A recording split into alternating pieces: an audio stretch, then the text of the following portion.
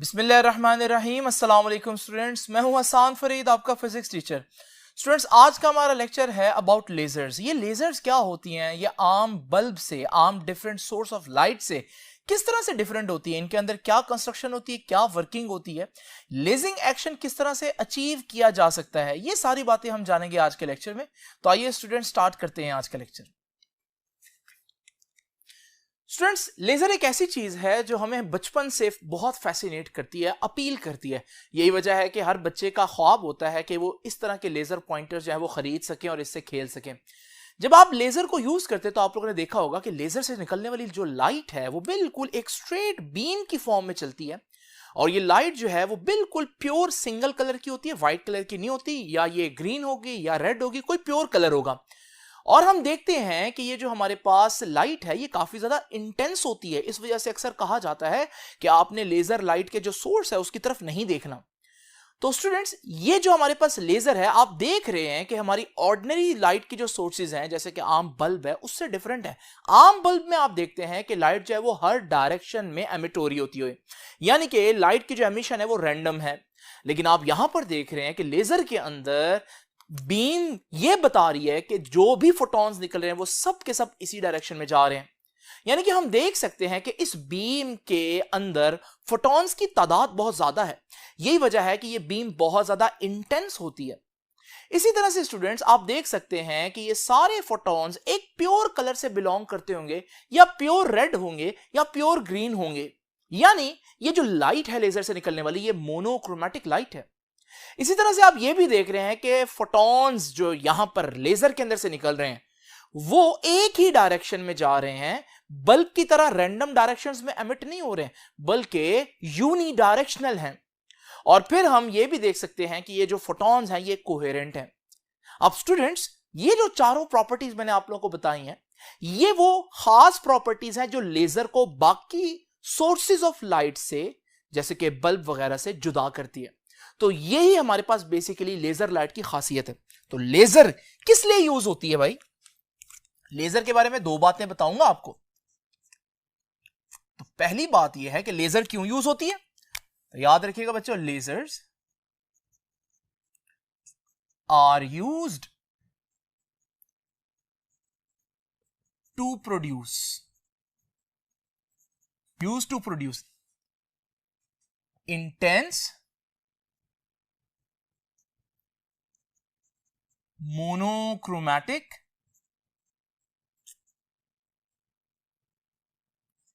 Unidirectional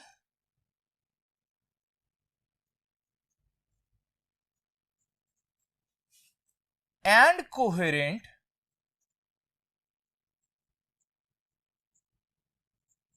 beam of light. तो अगर आप चाहते हैं कि लाइट में ये चार बातें हों, लाइट बहुत इंटेंस हो, प्योर एक कलर की हो, एक ही डायरेक्शन में जा रही हो, रैंडम डायरेक्शन में ना जा रही हो, और कोहेरेंट हो, तो फिर आप चाहेंगे कि आपके पास बल्ब नहीं बल्कि आपको लेजर की जरूरत है। अब स्टूडेंट्स, लेजर के बारे में दूसरी बात जो मैंने आपको बतानी वो थोड़ी देर बाद बताता हूं। लेकिन अभी मैं आप लोगों को यह बता दूं कि लेजर को समझने के लिए आपको दो टर्म्स आज समझनी है, बहुत इंपॉर्टेंट दो टर्म्स हैं, और वो हैं नंबर वन, stimulated emission,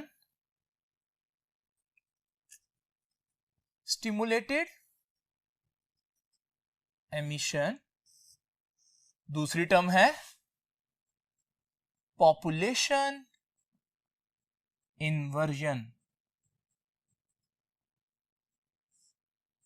ये वो दो प्रोसेस हैं जिनके बगैर लेजिंग एक्शन हो ही नहीं सकता, लेजर लाइट बन ही नहीं सकती।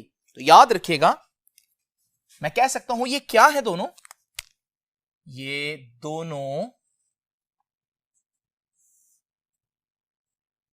ये नेसेसरी प्रोसेस है फॉर लेजिंग एक्शन। अगर आप लेजर बनाना चाहते हैं तो ये दो प्रोसेस हैं जो आपको पता होने चाहिए, इनके बगैर लेजिंग एक्शन यानी कि लेजर नहीं बन सकती। और वो क्या है? स्टिमुलेटेड एमिशन और पॉपुलेशन इन्वर्जन। अब ये दोनों को डिस्कस करूंगा, लेकिन मैंने ये नहीं बोला कि मैं आज यही दो टर्म्स पढ़ाऊंगा, नहीं, टर्म्स हमने बहुत सी पढ़नी है, कॉन्सेप्ट बहुत ज्यादा है, लेकिन मैं आपको ऑब्जेक्टिव के लिए बता रहा हूं कि लेजर बनाने के लिए ये दो प्रोसेस जरूरी है। अभी आप देखेंगे कि ये दोनों प्रोसेस जरूरी क्यों है, लेकिन उससे पहले मैं आपको एक बात समझाता जाऊं। स्टूडेंट्स, आप जानते हैं कि किसी एटम के अंदर इलेक्ट्रॉन्स मौजूद होते हैं जो डिफरेंट ऑर्बिट्स में रह सकते हैं। अगर ये इलेक्ट्रॉन सबसे करीब तरीन ऑर्बिट में हो तो हम कहते हैं कि ये इस वक्त ग्राउंड स्टेट में है। स्टूडेंट्स, याद रखिएगा, इससे ऊपर भी ऑर्बिट एग्जिस्ट करते हैं लेकिन उनकी एनर्जी ज्यादा होती है, उसे हम कहते हैं ये एक्साइटेड स्टेट में है। अगर मैं एक फोटोन जिसकी एनर्जी एक्साइटेड और ग्राउंड स्टेट की एनर्जी के डिफरेंस के बराबर हो, इस इलेक्ट्रॉन की तरफ फेंकूं तो देखेंगे ये इलेक्ट्रॉन जो है वो उसको एब्जॉर्ब करके एक्साइटेड स्टेट में चला जाता है। हम कहेंगे इलेक्ट्रॉन अब एक्साइटेड स्टेट में है, इसका मतलब यह है that now electron has more energy. लेकिन क्योंकि इलेक्ट्रॉन एटम का पार्ट है, तो अगर इलेक्ट्रॉन के पास ज्यादा एनर्जी है तो फिर मुझे यह भी कहना चाहिए कि एटम हैज मोर एनर्जी। तो ये एक ही बात है अगर मैं कह दूं इलेक्ट्रॉन हैज मोर एनर्जी या एटम हैज मोर एनर्जी। तो इस वजह से जब इलेक्ट्रॉन ग्राउंड स्टेट में होता है तो क्योंकि इलेक्ट्रॉन की एनर्जी कम होती है तो हम कहते हैं एटम की एनर्जी कम होती है। तो मैं ग्राफ के ऊपर अगर वाई एक्सिस में एनर्जी आपके सामने बनाऊं तो इस वक्त क्योंकि इलेक्ट्रॉन ग्राउंड स्टेट में है तो एटम को मैं बोलूंगा वो ग्राउंड स्टेट में है, तो एटम इस वक्त कम एनर्जी रखता है। सपोज कि एनर्जी है उसकी E1, तो मैं एटम को E1 एनर्जी पर दिखाऊंगा आपको। ये एटम दिखाया, इलेक्ट्रॉन नहीं। और फिर जब फोटोन एब्जॉर्ब करेगा तो फोटोन एब्जॉर्ब करने के बाद इलेक्ट्रॉन हायर स्टेट पर या एक्साइटेड स्टेट पर चला जाएगा। अब ट्रांजिशन किसने की, ऊपर कौन गया, वो तो इलेक्ट्रॉन गया। एनर्जी इलेक्ट्रॉन की बढ़ी है लेकिन एटम की भी तो एनर्जी बढ़ गई क्योंकि electron is the part of atom. तो इस सूरत में मैं कहूंगा कि अब एटम की एनर्जी E1 से बढ़कर E2 हो गई है। तो अब मैं आपको एटम को यहां पर शो करूंगा। अब बच्चे समझते हैं कि एटम ने ट्रांजिशन किया, नहीं स्टूडेंट्स, ट्रांजिशन इलेक्ट्रॉन कर रहा है। ये जो ग्राफ के ऊपर मैं दिखा रहा हूं ये रियलिटी नहीं है, ये ग्राफ है, ये मैं इस सिचुएशन को ग्राफ के तौर पर रिप्रेजेंट कर रहा हूं। तो याद रखिएगा हमारे पास जब इस तरह का ग्राफ बने तो मैं आपको एटम को जब ऊपर बनाकर दिखाऊं तो ये ना समझिएगा कि एटम एक्साइट होकर ऊपर चला गया, नहीं। एक्चुअली में प्रोसेस ये होता है कि एटम के अंदर इलेक्ट्रॉन एक्साइट होता है। ये तो जस्ट ग्राफ के ऊपर मैं एटम को एनर्जी वाइज ऊपर बनाता हूं क्योंकि वाई एक्सिस पर एनर्जी है। इस बात को याद रखना आप लोगों ने। नाउ स्टूडेंट्स, आप देख रहे हैं कि वही हमारे पास ग्राफ जो है वो मैं आप लोगों के सामने कई जगहों पर बनाऊंगा। ये इस वक्त E1 है, ग्राउंड स्टेट है, ये E2 है, एक्साइटेड स्टेट है, और एटम जो है बहुत से एटम्स में से एक एटम मैं आपको दिखा रहा हूं वो इस वक्त ग्राउंड स्टेट में है। इसका मतलब क्या है कि उसका इलेक्ट्रॉन जो है वो ग्राउंड स्टेट में है। अब स्टूडेंट्स याद रखिएगा, अगर मैं एक फोटोन, जैसे कि मैंने अभी आप लोगों को बताया, एक फोटोन जो कि इतने डिफरेंस की एनर्जी का हो यानी E2 माइनस E1 एनर्जी का हो, इस पर बम्बार्ड करूं तो ये इसको एब्जॉर्ब करेगा और इसके अंदर मौजूद इलेक्ट्रॉन इसको एब्जॉर्ब करेगा, जैसे कि मैंने आपको दिखाया। तो वो इलेक्ट्रॉन एक्साइटेड स्टेट में चला जाएगा। जब इलेक्ट्रॉन एक्साइटेड स्टेट में चला जाएगा तो हम कह सकते हैं कि एटम एक्साइट हो गया। और ग्राफ के ऊपर मैं आपके सामने दिखा सकता हूं कि एटम यहां से ग्राफ के ऊपर कम एनर्जी वाली जगह से कहां चला गया, ज्यादा एनर्जी वाली जगह पर। तो इसे हम कहते हैं कि एटम क्या हो गया, एक्साइट हो गया। अब स्टूडेंट्स बात यह है कि एटम कैसे एक्साइट हुआ। डेफिनेटली उसने एक फोटोन एब्जॉर्ब किया। तो इस प्रोसेस को मुझे क्या कहना चाहिए, एब्जॉर्प्शन कहना चाहिए। और देखिए मैंने कहा भी है, तो एब्जॉर्प्शन तो है। लेकिन स्टूडेंट्स क्या खुद ब खुद वो एक्साइट हो गया, नहीं, खुद ब खुद एक्साइट नहीं हुआ, बल्कि मैंने उसको फोटोन बम्बार्ड करके मजबूर किया कि वो एक्साइट हो जाए। जब मैं मजबूर करता हूं, मैं इन्फ्लुएंस करता हूं उसको, मैं उसको स्टिमुलेट करता हूं, उसको इंड्यूस करता हूं, तो फिर मैं वर्ड लगाऊंगा स्टिमुलेटेड, या इसके लिए एक और वर्ड यूज हो सकता है इंड्यूस्ड। स्टिमुलेटेड का मतलब है मैं किसी को उकसा रहा हूं कि वो एक्साइटेड हो जाए। तो फिर यहां एब्जॉर्प्शन हुई और मेरे उकसाने पर हुई, तो हम कहेंगे स्टिमुलेटेड एब्जॉर्प्शन। तो ये है पहला प्रोसेस जो आपको पता होना चाहिए कि स्टिमुलेटेड एब्जॉर्प्शन। स्टिमुलेटेड एब्जॉर्प्शन में क्या होता है, एक एटम ग्राउंड स्टेट में एनर्जी एब्जॉर्ब करके हायर स्टेट पर चला जाता है। तो what happened in stimulated absorption, in stimulated, जिसका दूसरा नाम इंड्यूस भी हो सकता है, एब्जॉर्प्शन क्या होता है जी, atom absorbs a photon and move to excited state. लेकिन याद रखिएगा, मैं कह तो एटम के लिए रहा हूं, लेकिन एक्चुअली में वो कौन है जो एब्जॉर्ब कर रहा है फोटोन? एटम के अंदर मौजूद इलेक्ट्रॉन। और मैं कह तो रहा हूं कि एटम एक्साइटेड स्टेट में मूव कर गया, ये चला गया, लेकिन एक्चुअली वो एटम के अंदर कौन है जो एक्साइटेड स्टेट में चला गया? वो इलेक्ट्रॉन है। लेकिन क्योंकि वही बातें मैं एटम पर अप्लाई कर सकता हूं, इसलिए मैंने लिख दिया। ये है स्टिमुलेटेड एब्जॉर्प्शन। अब एटम कहां पहुंच चुका है? अब एटम पहुंच चुका है एक्साइटेड स्टेट में, जहां उसकी एनर्जी बहुत ज्यादा है, क्योंकि उसने वो एनर्जी, वो जो फोटोन था, वो एब्जॉर्ब किया हुआ है। अब स्टूडेंट्स, यहां आकर ये क्या करेगा? इसके लिए हमारे पास दो पॉसिबिलिटीज हैं। इसलिए आप देख रहे हैं कि स्टिमुलेटेड एब्जॉर्प्शन से आगे दो तरफ मैंने दो हेडिंग्स दी हैं।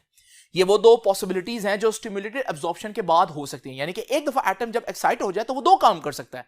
पहला काम वो क्या करेगा? पहला काम ये करेगा कि थोड़ी देर बाद वो खुद ब खुद वापस वो जो फोटोन उसने एब्जॉर्ब किया था रिलीज कर देगा किसी भी रैंडम डायरेक्शन में, और डेफिनेटली उसकी एनर्जी उतनी ही होगी जितना इनका डिफरेंस है, E2 माइनस E1। तो इसने वो फोटोन एब्जॉर्ब कर दिया, और फोटोन एब्जॉर्ब करके वापस ग्राउंड स्टेट में आ जाएगा, और यहां से मैं अब इसको यहां पर हटा रहा हूं, तो यहां से यहां पर आ गया वापस ग्राउंड स्टेट में।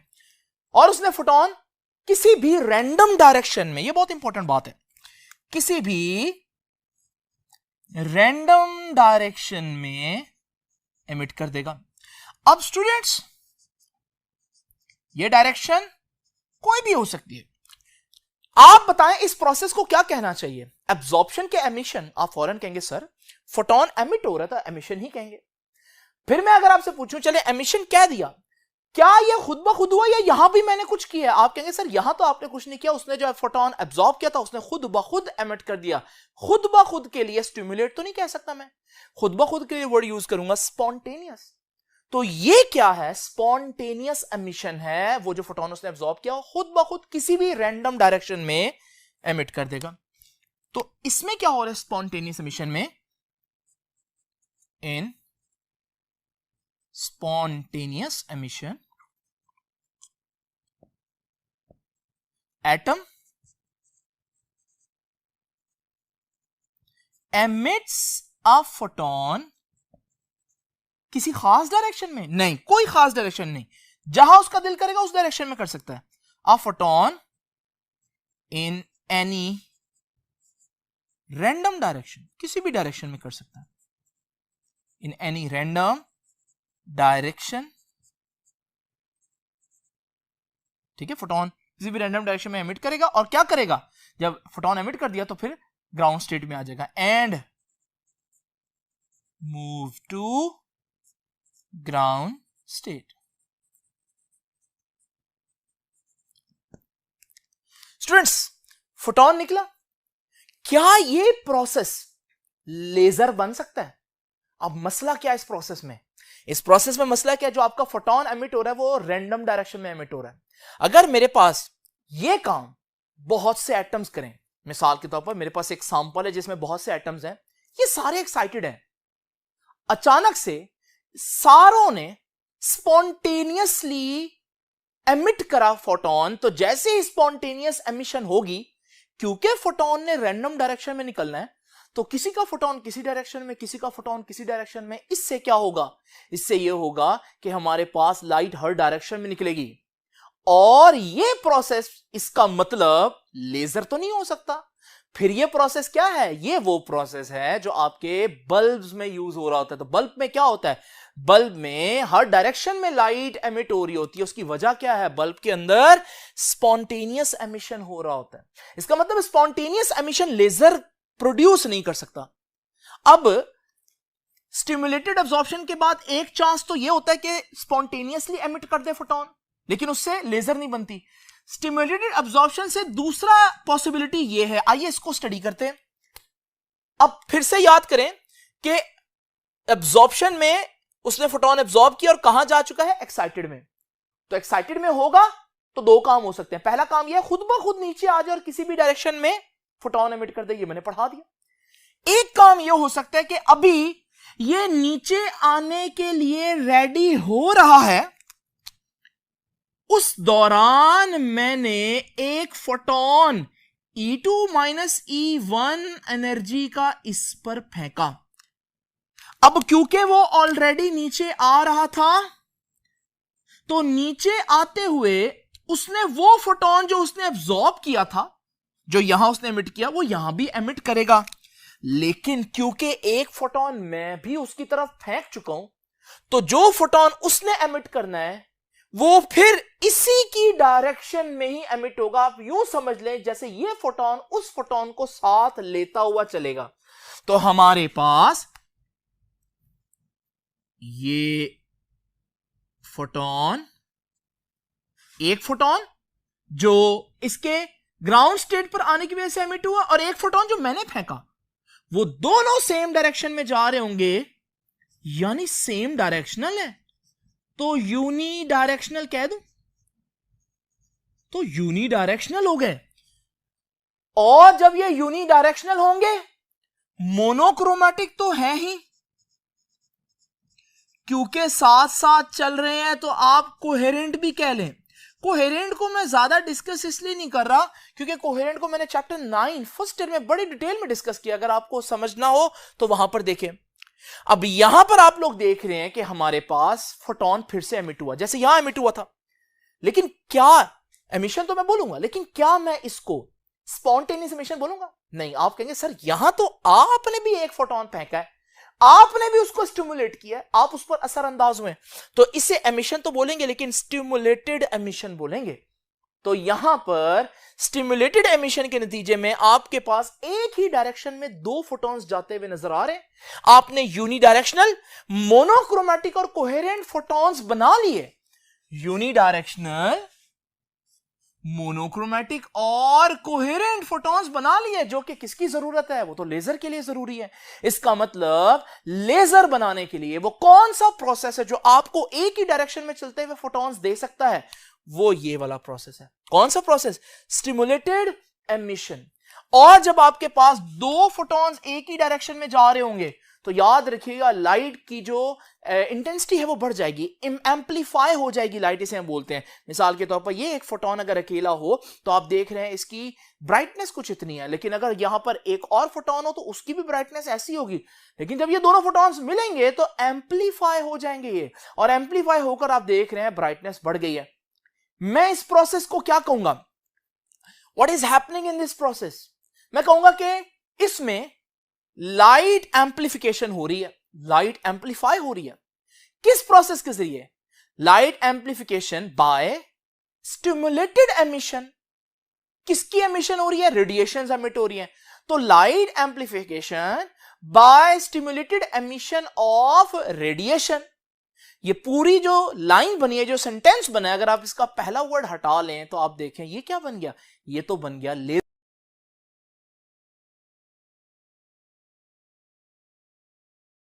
लफ्ज का हर हर्फ का एक मतलब बनता है, हर अल्फाबेट का, और वो क्या है?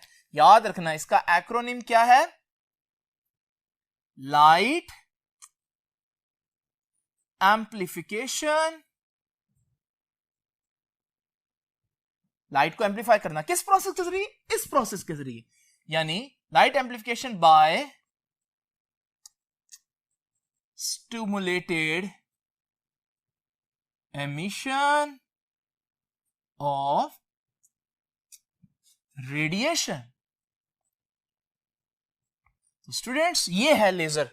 अब स्टूडेंट्स आप देख रहे हैं, आप सोच भी रहे होंगे कि लेजर बन गई है, लेकिन एक मसला है। कितने फोटॉन्स मिले? दो फोटॉन। जो लेजर बीम मैंने आपको स्टार्ट में दिखाई, आप देख रहे हैं उसमें तो हमारे पास ढेरों फोटॉन्स हैं। इसका मतलब यहां पर हम लोगों ने दो फोटॉन्स को तो एक ही डायरेक्शन में अचीव किया, लेकिन हजारों लाखों करोड़ों फोटॉन को एक ही डायरेक्शन में कैसे अचीव करेंगे? इसके लिए मैंने आपको बोला कि आज दो प्रोसेस पढ़ने, पहला तो पढ़ लिया, तो अब हम पढ़ेंगे दूसरा प्रोसेस। आप सोच रहे होंगे कि इसको हम किस तरह से अचीव कर सकते हैं, तो आपके आइडिया को भी अब मैं डिस्कस करता हूं नेक्स्ट बोर्ड पर। तो स्टूडेंट्स हम लोगों ने क्या देखा कि अगर हमारे पास एक्साइटेड स्टेट में एक एटम मौजूद हो और वो अपना फोटोन एमिट करके डी एक्साइट होने वाला हो और हम एक और फोटोन फेंक दे, तो आप देखेंगे कि जब वो डी एक्साइट होगा तो उसका एमिट करदा फोटोन जो है वो हमारे फोटोन के साथ एक ही डायरेक्शन में मूव करेगा। Hence we have achieved two photons moving in the same directional या टू यूनिक डायरेक्शनल फोटोन्स। लेकिन स्टूडेंट्स आप लोग जानते हैं कि लेजर बीम के अंदर दो नहीं बल्कि बेतहाशा फोटॉन्स हैं जो सेम डायरेक्शन में जा रहे होंगे। तो बेतहाशा फोटॉन्स हम कैसे लेंगे? अब आप सोच रहे होंगे कि यार अगर एक एटम दो फोटॉन्स दे रहा है तो अगर हम इसी चीज को बहुत से एटम्स पर इकट्ठे इंप्लीमेंट कर दें तो फिर हमारे पास अगर बहुत से एटम्स एक्साइटेड स्टेट में हो, एक नहीं बल्कि बहुत से एटम्स, और फिर हम उन पर फोटॉन्स बम्बार्ड करें और वो डी एक्साइट हो और वो सारे फोटॉन्स जो है वो एक ही डायरेक्शन में मूव करेंगे, तो अब हमारे पास बहुत से फोटॉन्स आ तो गए। इसका मतलब हमारे पास बहुत से फोटॉन्स जो है वो एक ही डायरेक्शन में अचीव करना कोई मुश्किल काम नहीं है। बज़ाहिर ऐसा लग तो रहा है, लेकिन स्टूडेंट्स आप लोग जानते हैं इतने ज्यादा फोटॉन्स एक ही डायरेक्शन में लेने के लिए बहुत से एटम्स एक्साइटेड स्टेट में होना जरूरी है। यानी आप यूं देखें कि बहुत से एटम से मुराद है कि ग्राउंड स्टेट से कम एटम एक्साइटेड स्टेट में है, लेकिन रियलिटी में ऐसा नहीं होता। ये तो ऐसे ही है जैसे आप देखें कि दुनिया में बहुत कम गरीब लोग हों और अचानक से बाकी सारे लोग अमीर हो जाएं। ये तो नॉर्मली ऐसा नहीं होता। नॉर्मली क्या होता है? नॉर्मली होता है कि बहुत से गरीब होते हैं और चंद एक अमीर होते हैं। तो बिल्कुल ऐसा ही होगा। याद रखिएगा, जब आप किसी भी एटम के सैंपल को स्टडी करते हैं तो असल हालत ये होती है उस सैंपल की कि उसमें बहुत से एटम ग्राउंड स्टेट में होते हैं जिनके पास एनर्जी बहुत कम होती है, गरीब कह लें आप उन्हें, और कुछ ऐसे चंद एटम्स होते हैं जो हमारे पास किसी भी वक्त एक्साइटेड स्टेट में होते हैं। यानी मैं कह सकता हूं एटम की आबादी जो है उसका ज्यादातर हिस्सा नॉर्मल हालात में, उसका ज्यादातर हिस्सा जो है वो गरीब है, ग्राउंड स्टेट में, और बहुत थोड़े एटम्स ऐसे हैं जो एक्साइटेड स्टेट में है यानी कि अमीर हैं। ये है नॉर्मल हालात में एटम की आबादी की तकसीम। तो मैं कह सकता हूं कि ये नॉर्मल पॉपुलेशन है। तो नॉर्मल पॉपुलेशन में क्या होता है? बहुत से एटम्स ग्राउंड स्टेट में होते हैं लेकिन चंद एक एटम्स जो है वो एक्साइटेड स्टेट में होते हैं। जब चंद एटम एक्साइटेड स्टेट में होंगे तो फिर आपके पास बहुत से फोटॉन्स यूनिडायरेक्शनल नहीं मिलेंगे। तो इसका मतलब हमारे पास नॉर्मल पॉपुलेशन में तो लेजर एक्शन अचीव करना मुमकिन ही नहीं है। नॉर्मल पॉपुलेशन क्या होती है स्टूडेंट्स? इसके अंदर जो हमारे पास ग्राउंड स्टेट एटम्स होते हैं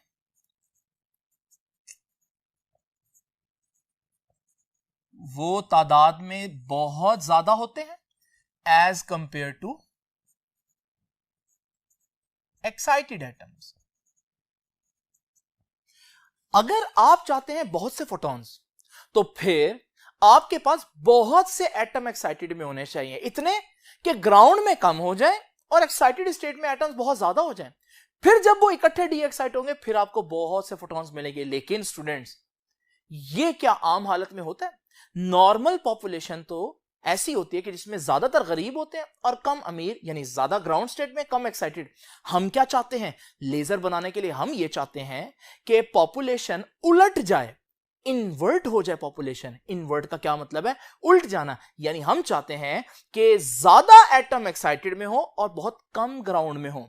इसे कहते हैं पॉपुलेशन इन्वर्जन।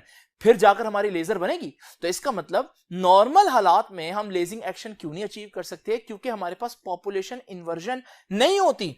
तो याद रखिएगा पॉपुलेशन इन्वर्जन का क्या मतलब है? पॉपुलेशन को इन्वर्ट कर देना। यह सिचुएशन जो नॉर्मल हालात में उसको उल्टा देना, यानी कि कम एटम ग्राउंड में हो और बहुत से एटम्स एक्साइटेड में हो। तो नॉर्मल पॉपुलेशन के अलावा पॉपुलेशन इन्वर्जन में क्या होता है? पॉपुलेशन इन्वर्जन में एक्साइटेड एटम्स की तादाद बहुत ज्यादा होती है as compared to ground state.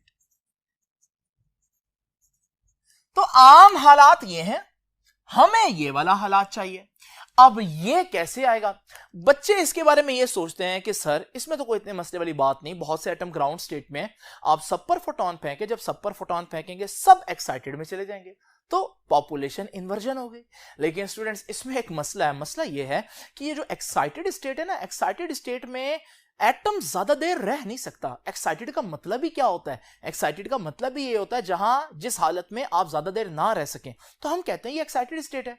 तो अगर आपने फोटॉन्स फेंके अब फोटॉन सब एटम्स को एक साथ तो हिट करेंगे नहीं, कुछ एटम को पहले हिट कर जाएंगे तो वो एक्साइटेड में चले जाएंगे। अब जब बाकी एटम्स को हिट करेंगे और वो एक्साइटेड में जाने के लिए जा रहे होंगे तो उस वक्त जो एक्साइटेड में थे वो तो नीचे आना शुरू हो जाएंगे।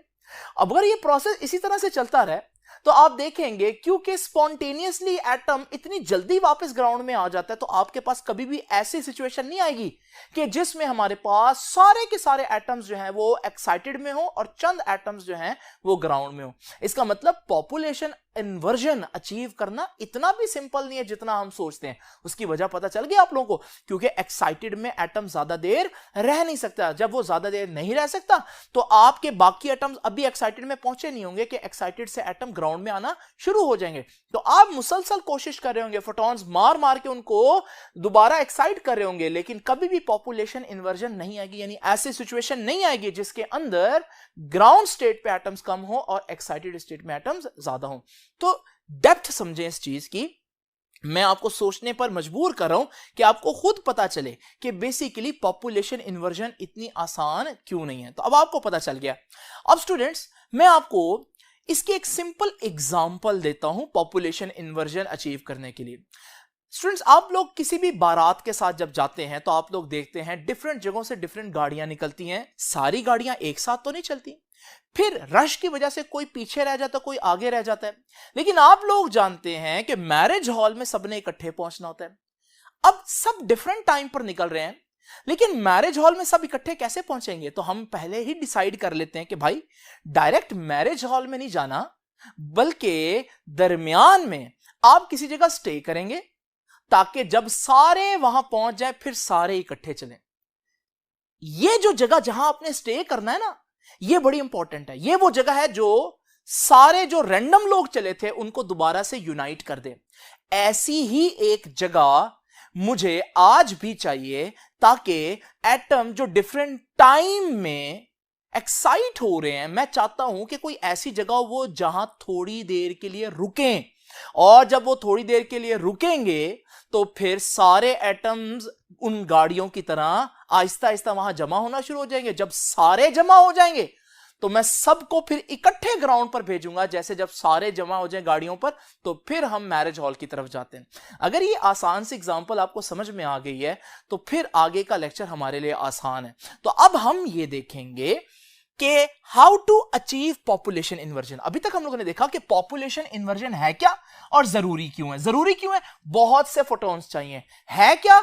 जब एक्साइटेड स्टेट में एटम्स की तादाद बहुत ज्यादा हो, ग्राउंड को छोड़कर सारे एक्साइटेड में जा चुके हो। लेकिन फिर हमने यह देखा कि इस स्टेट में आना इतना आसान नहीं है। लेकिन मैंने आप लोगों को वो बारात वाली एग्जांपल से समझाया कि इस स्टेट में आ सकते हैं अगर सारे एटम ये डिसाइड कर ले कि किसी जगह पर हमने स्टे करना है। अब स्टूडेंट्स यहां तक ये एग्जांपल आप लोग जहन में रखें। अब मैं आप लोगों को बताता हूं कि पॉपुलेशन इन्वर्जन कैसे अचीव करनी है। तो अब स्टूडेंट्स मैं आप लोगों को एक टर्म बताने लगा हूं, मेटास्टेबल स्टेट। ये मेटास्टेबल स्टेट क्या है? अभी तक तो हम यही डिस्कस करते आ रहे हैं कि दो किस्म की स्टेट्स होती हैं। एक वो स्टेट होती है जिसे हम ग्राउंड स्टेट कहते हैं, मोस्ट स्टेबल स्टेट, ये मैंने आपके सामने शो किया। और एक वो स्टेट होती है जिसे हम एक्साइटेड स्टेट कहते हैं, जिसको मैंने यहां E3 से रिप्रेजेंट किया। ये वो दो स्टेट्स हैं जिनके बारे में आप जानते हैं। लेकिन पॉपुलेशन इन्वर्जन अचीव करने के लिए मैं एक नया कॉन्सेप्ट लेकर आ रहा हूं, और वो नया कॉन्सेप्ट क्या है? वो है मेटास्टेबल स्टेट। अब ये तीनों स्टेट्स के बारे में अगर आप समझना चाहते हैं तो हम एक मैकेनिकल एग्जांपल लेकर चलते हैं। स्टूडेंट जरा इमेजिन करें कि मेरे पास एक ब्लॉक है और ये ब्लॉक इस वक्त इस मेज के ऊपर बिल्कुल लोएस्ट पोजीशन पर है, यानी आप समझ लें कि ये बिल्कुल लेटा हुआ है। इस वक्त इसका जो सेंटर ऑफ ग्रेविटी है वो मेज के बिल्कुल करीब तरीन है, यानी कि सबसे नीचे है इसके सेंटर ऑफ ग्रेविटी। इस सूरत में हम कहते हैं जब किसी चीज का सेंटर ऑफ ग्रेविटी बहुत नीचे हो तो वो बहुत स्टेबल होता है। तो इसका सेंटर ऑफ ग्रेविटी मैक्सिमम नीचे है, तो हम कहेंगे it is the most stable state of this block. इसे कहते हैं ग्राउंड स्टेट। तो यहां जो हमारे पास ग्राउंड स्टेट है बेसिकली वो एटम की वो स्टेट है जिसमें एटम की सूरत हाल बिल्कुल वैसी है जैसे उस ब्लॉक की है। जिस तरह से वो ब्लॉक सबसे लोएस्ट एनर्जी पर है और बिल्कुल स्टेबल है, यहां पर जब एटम्स ग्राउंड स्टेट में होंगे तो वो अपनी लोएस्ट एनर्जी पर होंगे और बिल्कुल स्टेबल होंगे। ये ब्लॉक को अगर मैं यहां पर रखूं तो ये साला साल यहां पर रह सकता है बिल्कुल से। एटम्स भी अगर यहां पर मौजूद हो तो क्योंकि इससे नीचे कोई स्टेट है ही नहीं जाने के लिए, तो वो यहां पर बहुत अरसे तक रह सकते हैं। तो ग्राउंड स्टेट वो स्टेट है जहां एटम लामहदूद वक्त तक के लिए रह सकते हैं। मैं यहां पर कह सकता हूं कि यहां रहने का टाइम, अगर हम इनको ना छेड़ें तो यहां रहने का टाइम कितना है, इन्फिनिटी है। अब स्टूडेंट जरा तवज्जो कीजिए, अगर मैं इस ब्लॉक को कुछ इस तरह से मूव कर दूं तो आप देखेंगे ये ब्लॉक इस कंडीशन में ज्यादा देर नहीं रह सकता। जब मैं इसको छोड़ूंगा तो आप देखेंगे ये फौरन ही ग्राउंड स्टेट की तरफ जाएगा। तो ये जो स्टेट हुई ना ब्लॉक में जिसमें वो ज्यादा देर नहीं रह सकता, इसे हम कहते हैं एक्साइटेड स्टेट। अच्छा, ये एक्साइटेड स्टेट क्यों है? क्योंकि देखें इसका centre of gravity higher position पर है। जब सेंटर ऑफ ग्रेविटी ज्यादा हो तो इस सूरत में आप ज्यादा देर उस स्टेट में नहीं रह सकते। एक्साइटेड स्टेट की डेफिनेशन ही यही है, वो स्टेट, एनर्जी की वो स्टेट जिसमें आप ज्यादा देर ना रह सकते हो। तो ये है एक्साइटेड स्टेट। एक्साइटेड स्टेट वो स्टेट है जिसमें आप ज्यादा देर नहीं रह सकते। इलेक्ट्रॉन के लिए भी या एटम के लिए भी यही है। तो ये वो स्टेट है E3 जहां एटम ज्यादा देर के लिए नहीं रह सकता। कितनी देर के लिए रह सकता है? याद रखिएगा 10⁻⁻8 सेकंड्स रह सकता है सिर्फ। ठीक है जी, इतने कम टाइम के लिए यहां रह सकता है। तो आप सोचे जहां एटम बिल्कुल थोड़ी सी देर के लिए रह सकता हो तो फिर वो कितनी एक्साइटेड स्टेट होगी। अब स्टूडेंट्स, ग्राउंड और एक्साइटेड तो आप लोगों ने ब्लॉक के जरिए समझ ली, लेकिन जरा अब ये सिचुएशन देखें जहां मैं ब्लॉक को मूव करके इस पोजीशन में ले आता हूं। ये स्टेट जो है आप देख रहे हैं कि ग्राउंड स्टेट तो नहीं है, क्योंकि ग्राउंड स्टेट में सेंटर ऑफ ग्रेविटी बहुत नीचे होता है। लेकिन आप देख रहे हैं कि ब्लॉक फिर भी यहां रुका हुआ है। ये उस पोजीशन की तरह नहीं है कि यहां पर मैंने जब छोड़ा तो आप लोगों ने देखा ब्लॉक खुद ब खुद मूव करके ग्राउंड स्टेट में चला गया। लेकिन यहां पर देखें, अगर मैं छोड़ भी दूं तो आप देखेंगे ग्राउंड स्टेट में वो नहीं जाएगा। यानी मैं कह सकता हूं कि यार ये भी काफी हद तक स्टेबल एक पोजीशन है या स्टेबल स्टेट है। ऑल्दो ये उतनी स्टेबल नहीं जितनी ग्राउंड है, लेकिन ये उतनी एक्साइटेड भी नहीं है जितनी एक्साइटेड थी, क्योंकि ये यहां काफी देर रह सकता है। इसे मैं कहूंगा ये एक मेटा स्टेबल स्टेट है। यानी मेटा स्टेबल स्टेट क्या हुई? ये एनर्जी की वो स्टेट हुई जिसमें आप एक्साइटेड से ज्यादा देर गुजार सकते हैं। तो आप लोगों ने देखा अगर मैं कोई ज्यादा फोर्स ना लगाऊं तो ये यहां पर काफी देर तक रह सकता है। तो इसे हम कहते हैं Meta stable state. Meta stable state ground state से कम स्टेबल होती है, लेकिन एक्साइटेड स्टेट से ज्यादा स्टेबल होती है। तो याद रखिएगा यहां पर भी ऐसा है। तो आज एटम के लिए भी हम ऐसे ही करेंगे। ग्राउंड स्टेट थी एटम की और एक्साइटेड थी, लेकिन मैं एक नई स्टेट आपको आज बताने जा रहा हूं जो मेटा स्टेबल स्टेट है। और मैंने बताया मेटा स्टेबल स्टेट एक्साइटेड के मुकाबले में ज्यादा स्टेबल होती है, लेकिन ग्राउंड के मुकाबले में वो एक्साइटेड ही होती है। तो मेटा स्टेबल स्टेट में वो ज्यादा देर गुजार सकता है, जैसे कि ब्लॉक इस पोजीशन में ज्यादा देर गुजार सकता है एक्साइटेड के मुकाबले में। तो एक्साइटेड स्टेट में ब्लॉक फौरन नीचे आ जाएगा, लेकिन इस स्टेबल पोजीशन में वो काफी देर तक रहेगा। तो यहां पर भी ऐसे ही होगा फिर। तो ये मेटा स्टेबल स्टेट है जहां पर इलेक्ट्रॉन ज्यादा देर रह सकता है। अब आप पूछेंगे यहां वो कितनी देर रह सकता है? तो यहां वो रह सकता है 10⁻³ सेकेंड्स। और इसके मुकाबले में 10⁻⁸ इज वेरी स्मॉल, तो 10⁻³ इसके मुकाबले में ज्यादा है। तो मेटा स्टेबल स्टेट क्या है? मेटा स्टेबल स्टेट में जो रिजाइडिंग टाइम है एटम का, एटम के रहने का टाइम कितना है, कितनी देर में एटम वहां रह सकता है? 10⁻³ सेकेंड्स। और यहां कितनी देर रह सकता है एक्साइटेड स्टेट में? रिजाइडिंग टाइम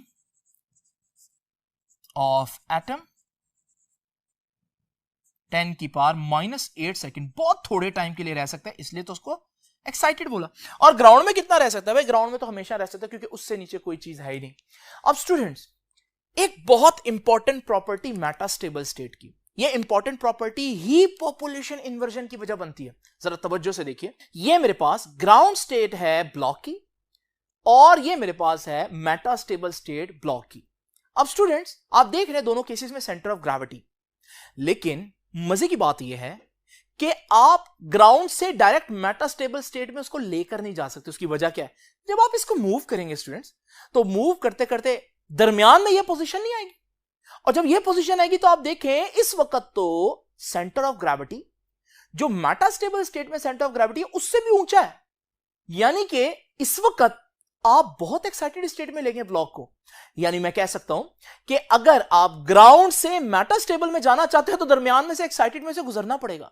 अगर ये बात आपको समझ में आती है तो फिर कोई मसला नहीं, एग्जैक्ट यही बात मैं अप्लाई करूंगा यहां पर। लेकिन दोबारा देख लीजिए, अगर आपने ग्राउंड स्टेट से ब्लॉक को मेटास्टेबल स्टेट में लेकर जाना है तो आपको बीच में एक्साइटेड स्टेट में से गुजरना पड़ता है। तो इसका मतलब हम कह सकते हैं कि मेटास्टेबल स्टेट पर डायरेक्ट जाना मुश्किल है। आपको पहले एक्साइटेड में जाना पड़ता है, फिर आप मेटास्टेबल में जाते हैं, और जब आप मेटास्टेबल में जाते हैं फिर आप फौरन ग्राउंड पे भी नहीं आते, क्योंकि आप मेटास्टेबल स्टेट में काफी देर रह सकते हैं। यानी यहां से मैं एक सेंटेंस बना सकता हूं, और वो क्या है? वो सेंटेंस ये है कि ट्रांजिशन फ्रॉम और transition to metastable state is difficult.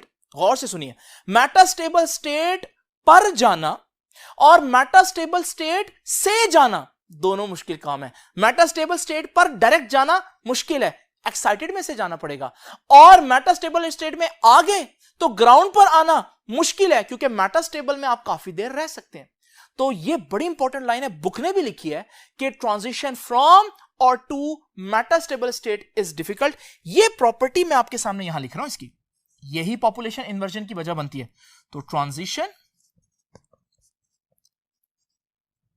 Transition from और to metastable state, metastable state की तरफ जाना और मेटास्टेबल स्टेट से जाना दोनों मुश्किल काम है।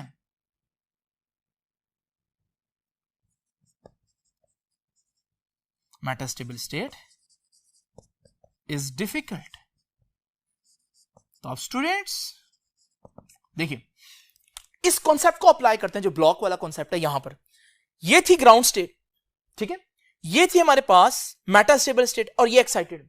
मैंने क्या बताया?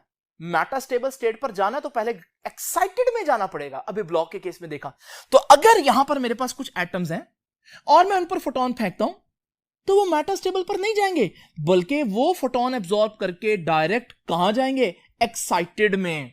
क्योंकि मैंने अभी आपको बताया ब्लॉक के केस में कि ब्लॉक अगर ग्राउंड में है और आप मेटास्टेबल स्टेट में उसको लेकर जाना चाहते हैं, तो जब आप उसको मूव करेंगे पहले वो एक्साइटेड में जाएगा, फिर उसने मेटास्टेबल में जाना है।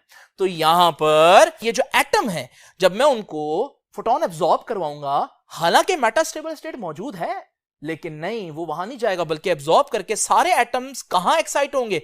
एक्साइटेड स्टेट E3 में चले जाएंगे। ये मैंने आपके सामने ये ट्रांजिशन दिखाई है कि एटम जाते हुए मेटास्टेबल स्टेट को इग्नोर करके सीधा कहां चले जाएंगे? एक्साइटेड में। अच्छा, जब एक्साइटेड में होंगे, एक्साइटेड में अगर मैं उस ब्लॉक को छोड़ दूं तो वो खुद ब खुद मेटास्टेबल स्टेट में चला जाएगा ना। तो यहां पर भी ऐसा ही होगा, यहां पर एटम्स एक्साइटेड स्टेट में मौजूद होंगे, तो आपको पता है वो ज्यादा देर वहां रह नहीं सकते। जैसे ब्लॉक इस पोजीशन में ज्यादा देर नहीं ना रह सकता, फौरन मेटास्टेबल स्टेट पर चले जाएगा। यहां पर भी ऐसा होगा, इलेक्ट्रॉन या एटम यहां पर ज्यादा देर नहीं रह सकते, क्योंकि टाइम रहने का बहुत कम है, -8। अब फौरन ही एटम्स खुद ब खुद मेटास्टेबल स्टेट की तरफ जाएंगे, खुद ब खुद। यानी यहां कौन सा प्रोसेस हो रहा है ये याद रखिएगा, खुद ब खुद को क्या नाम दिया था? Spontaneous emission. तो यहां भी एमिशन होगी, रेडिएशन एमिट होंगी, वो फोटॉन्स मैंने दिखाए नहीं है। अब वो आ गया मेटास्टेबल स्टेट। अब जब मेटास्टेबल स्टेट पर आ गए, तो मेटास्टेबल स्टेट तो क्योंकि 10⁻³ सेकंड पर रह सकती है, तो यहां पर एटम मजीद आगे नहीं जाएंगे। तो जैसे मैंने ब्लॉक को जब एक्साइटेड स्टेट में छोड़ा तो वो मेटास्टेबल स्टेट में आ गई, लेकिन क्या आगे ग्राउंड में जा रही है? नहीं।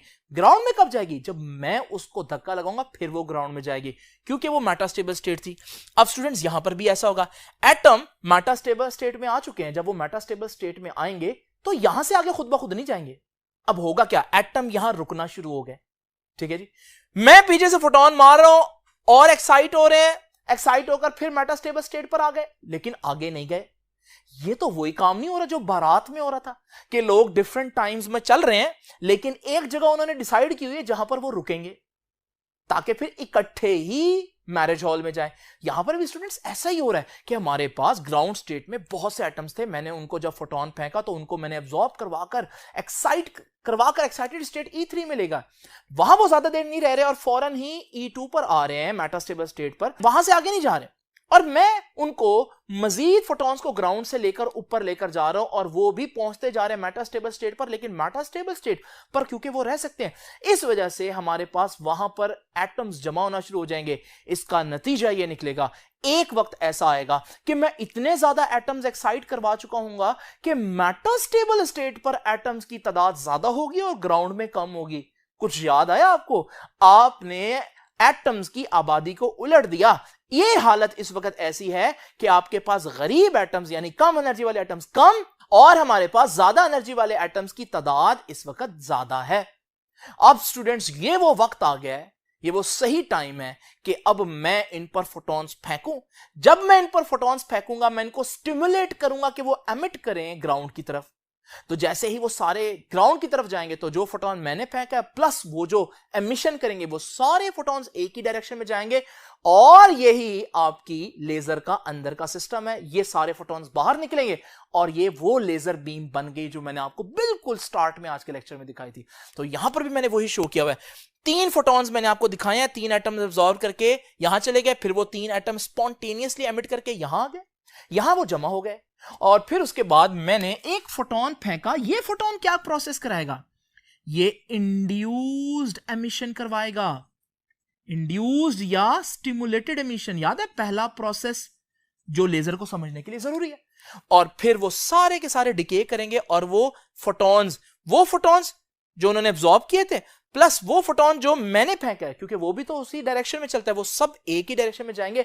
अब ये बीम बहुत इंटेंस होगी और इनकी एनर्जी, क्योंकि यहां से यहां एमिट हुए हैं, तो E2 माइनस E1 इनकी एनर्जी होगी।